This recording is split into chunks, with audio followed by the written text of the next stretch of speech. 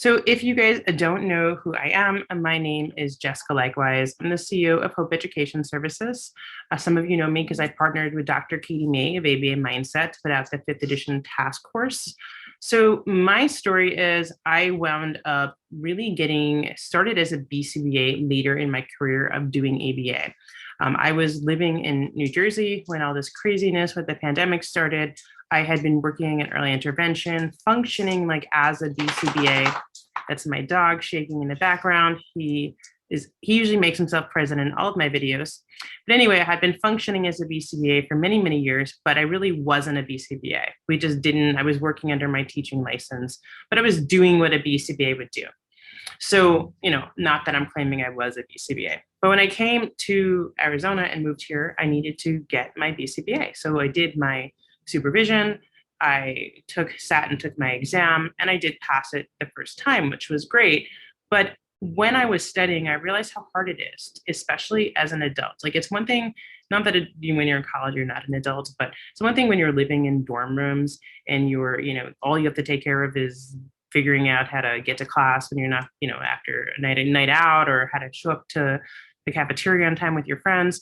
But it's really hard to be able to sit for this exam, study for a test, take care of a family, take care of pets, aging parents, crazy parents, a little bit of all of those things, right? And then pay for all these materials, especially when you're on a student's budget or you're on an RBT's budget. So I wanted to put together some kind of really budget-friendly things that everyone can use and afford to help you study. And part of that is my YouTube channel, which if you have not seen it, you could actually go to, believe it or not, passthebcbaexam.com. I was able to get that URL from my YouTube channel, which I'm super excited about.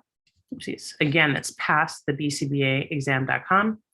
And I do these webinars every week, and I'll share a little bit about some of my other products later. So we'll go through all of these questions, and I will explain all of the answers in detail for you. So I'm going to read them out loud. Now, if you are watching this live, I do record this and put this on YouTube. If you're watching this on YouTube, just know that you'll have to pause after every video, because what you're going to get is just the question and explanation. And live, I'm going to give you guys time to answer it. So the question here says, which target behavior could not be graphed using a trials to criterion design? Decreasing hand raising in a classroom, learning to say bubbles using shaping, increasing the number of books read in a month, or all of these could be graphed on a trials to criterion graph. So which one of these is the answer? All right, I'm seeing some really good answers here. I'm going to go over this, and then if you're in the coaching program that Katie and I have, you actually might have just learned about this, but I'm going to go over this a second time for really going over trials to criterion here. So trials to criterion can only be used if a skill is already in a learner's repertoire. You cannot use trials to criterion when you're teaching new skills. So you cannot use trials to criterion when you're using shaping. This is actually one of the most kind of common misconceptions, is that you're going to use trials to criterion when you're doing shaping, because both of them are like kind of gradually increasing the criteria, right? But they're fundamentally different, because shaping, you cannot use trials to criterion. You cannot use shaping for teaching a skill a child already knows how to do. It's used to reinforce successive approximations. So you're going to be using shaping to reinforce a person's best attempt when they're unable to engage in the target behavior. Versus with trials to criterion, you're gradually going to increase or decrease the number of trials that are required in order to reach that criteria. Does that make sense? And thank you, Regina. So I do want to go over this. So I'm going to kind of give you a bonus question here in the chat. I'm going to show everybody how we're going to get trials to criterion. And is that okay? Just yes in the chat if it's okay to give you a bonus question. If you're watching this on YouTube. So I'm going to tell you here that the trials to hit criteria is actually 3 correct responses.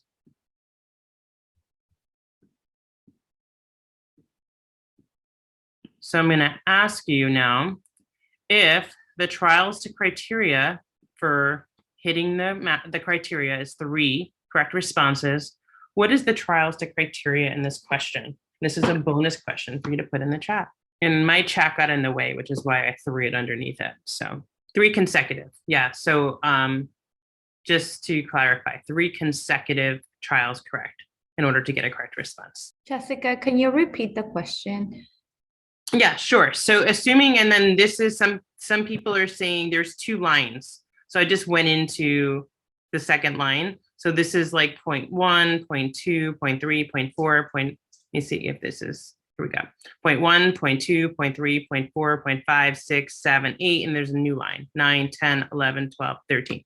So assuming these are 13 different data points, if the trials to if the criteria to have hit the target goal was 3 correct responses using the trials to criterion, what was the number of trials to criterion? How many trials did it take to hit that goal? Good. I see a lot of you guys got this.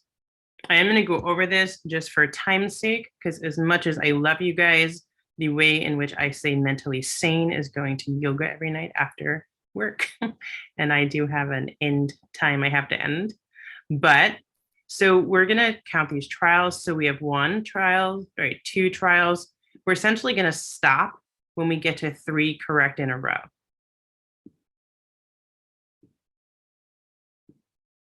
So here we have, right, 1, 2, 3 correct responses. So now we can just count them. So this extra data here was like a little bit extra. And I just kind of gave this example in coaching. We don't need this data. What if I was playing basketball with the child and said, I want to see how many times you can get 3 baskets in a row, right? And then they shoot 10 baskets, which is the answer here. And on the 10th basket, they had got 3 in a row because they got 8, 9, and 10 in. Then they said to me, and I'm like, all right, awesome. Let's go back to work. And they're like, oh, can I just take a few more shots? And I'm like, yeah, sure. Take 3 more shots, right? So sometimes there's extra data you don't need. So when you get these questions, you want to be really, really careful to what they're asking. So your answer here is going to be 10. Your trials to criterion is always going to be the number of trials it took to get to a correct response. And this was kind of a fun bonus question that wasn't in our presentation. Any questions about that? Is that clear on trials to criterion? Can you repeat that one more time? Yeah, so trials to criterion is always going to be the total number of trials it took for a person to get the criteria of what a correct response was. So if I say, okay, the trials to criteria is how many days it took for the child to learn to put his pants on, right? And it took 10 days and it's 10, right? Or if I say, okay, how many times does it take for a person to, dial their phone number correctly? And they did it first time it was incorrect, second time incorrect, third time incorrect, fourth time correct, then the answer is 4, right? Or if I said again, how many times is it going to take for the child to get 5 baskets in when they're shooting basketball? And maybe they missed the first 2, but they get the next 5. Then the answer is 7. Does that make sense? You're going to just add them all up, essentially. You're going to count the number of trials, but just be careful, like in that question that I had there, and you'll see mock questions like that. And I apologize about my dog. His friend is outside wanting to play with him, if you hear him in the background.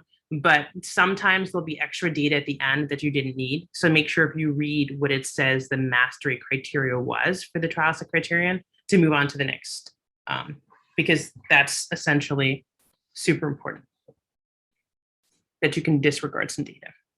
So which of these intervention never includes a reversal? A, multiple baseline design. B, alternating treatment design. C, multi-element design. And D, single experiment design, right? And this is one you either know or don't. So I'm not going to give you guys a ton of time. This is going to be your multiple baseline design. We never reverse with the multiple baseline design. Now, B and C are both AKAs for alternating treatment. Our multi-element is an AKA for alternating treatment. Those are the same. The multi-treatment design may or may not have a reversal, but with our multiple baseline design, you're never going to have a reversal. So multiple baseline design, right? So we know with baseline logic, it should have three things. Baseline, you should have replication, right? And you have your verification. So in our traditional reversal design, we're going to have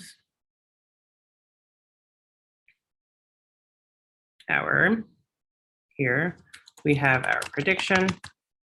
We're then going to verify our prediction. Let's see if I can move this over.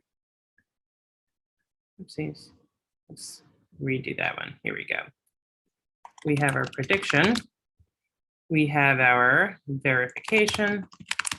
We have our replication, right? And our functional control is established through our replication. So we have here, our prediction is, this is our baseline. So our prediction is that if we don't intervene, the baseline stays the same. So this is our hypothetical, right? We have affirmation of the consequent. If we do intervene and in verification is correct, our intervention changes. And hypothetically, we say, okay, if we leave this in place, this would stay the same.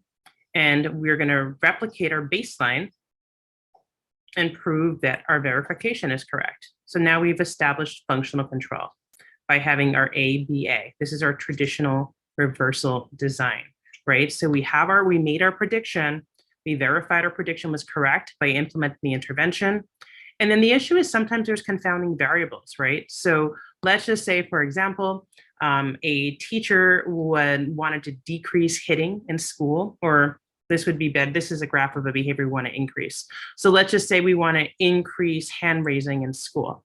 And so the teacher decides they're going to put a token economy in for hand raising, but they also got the parents' permission to put in a token economy for hand raising in the school. So now they put in the intervention, all of a sudden hand raising increases. And then they go to verify that by taking out, because ideally, right, if the verification really is true and there's no confounding variables, then when they withdraw the token economy, the hand raising should decrease again. Well, what if the parent just threatened the child and then he was going to lose his Nintendo or whatever? I mean, kids play Nintendo anymore. I don't know what they're playing, PS something. They're probably up to like 12 or something.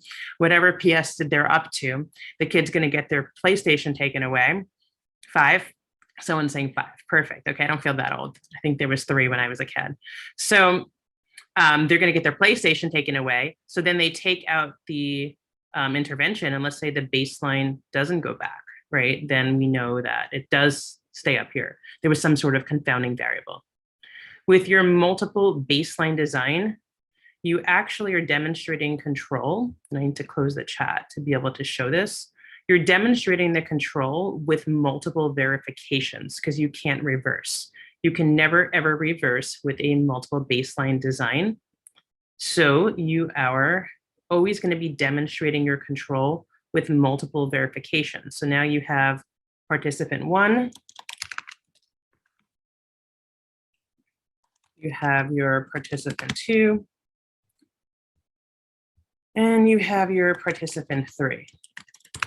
So let's say you're doing a skill that you can't reverse. Let's say you want to test the effectiveness of a math program. So all of these participants, their like scores were here, and then you put in the intervention, and all of your students went up, right? So now we don't have any replication, or we do have, our replication is by multiple, or we're showing control not through replication because we're never recreating the baseline. Replication is in here, the word replication, the way we're using it here is different than the way we use it with scientific levels of understanding. Replication means to be able to replicate the baseline. So with multiple baseline design, we're never replicating the baseline, but we are demonstrating control through multiple examples of verification. So here we have verification 3 times. This is not as strong of a functional control as a reversal design, but it is a still functional control, and it's the most common experiment that we use in practice for practical purposes. Does that make sense? Is this helpful in the chat? I know I'm going a little bit more into this material than I typically would in a webinar. All right, so now let's look at this graph and determine what is the most effective in this graph. Then I'll explain what this graph is. So which intervention is the most effective in this graph? It is A, indeterminable, B, blending, C, stimulus fading, and D, a combo of stimulus fading and blending. Okay, guys, I'm going to kind of go over this quickly, give you less time to answer, only because, like I said, my life may perish if I don't get to go to my yoga class every night. So I'm going to go through this here. This is an example. Well, first of all, then the answer here is going to be stimulus fading. That's going to be your answer. I'm going to show you there's two ways you can get that. The first obvious is the fact that number one, here's the most important thing to know. When you're looking at this type of graph and it's asking what's most effective, make sure you know what the behavior, if the behavior is that you're either trying to increase it or decrease it. Don't get confused, because sometimes you're trying to decrease the behavior. So when we're looking at, and we know this is an alternative treatment graph, right? I'm going to go into more of what kind of alternative treatment graph it is, because there is more than one type of alternating treatment graph. But when we're looking at like a functional analysis, which is a type of alternating treatment graph, we always say we look for the one that's the highest up and it's an outlier. Well, that's true for functional analysis. And that's true in this kind of graph when you're increasing the behavior, which this, I think part of it got cut off, but it's the number of clear bites during a meal, mouth clears during a meal. Just like if this graph had to do with head banging, we're going to know it's actually the bottom one. So don't always just assume it's the top one on the graph. That's a little trick for you to make sure you don't get tripped up on the exam for something you knew the answer to. So in this particular graph, this is actually a type of alternating graph that has a baseline and best treatment phase. So there were two ways to get the answer here. The first way was to know that it's the one that stood out, this was more effective because it increased the behavior more. The second was because we know this is an alternating treatment, meaning they're rapidly alternating the treatments on different meal times in the same phase of the treatment. This is the treatment phase. And then they ended with the best treatment.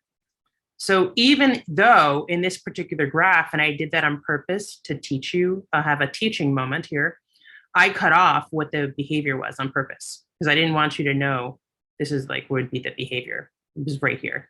And it said the percentage of cleared mouth bites during a mealtime. I didn't want you to know what it was because I potentially was going to say like, hey, here in this moment, we couldn't really use just this to know.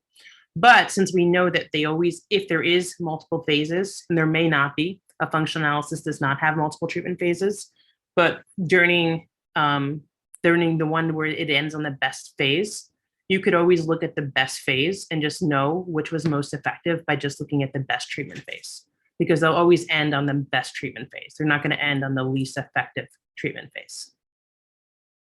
So does that make sense? Anyone here, like light bulb moment, like would not have thought about that you have to kind of look as to whether they're increasing or decreasing behaviors?